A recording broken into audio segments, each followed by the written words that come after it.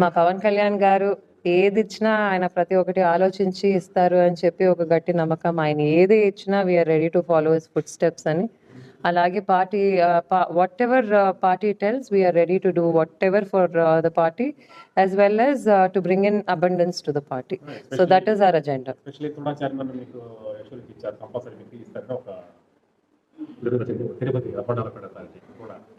ఇస్తే మంచిది, ఎందుకంటే నేను కూడా I come from industrial and real estate background.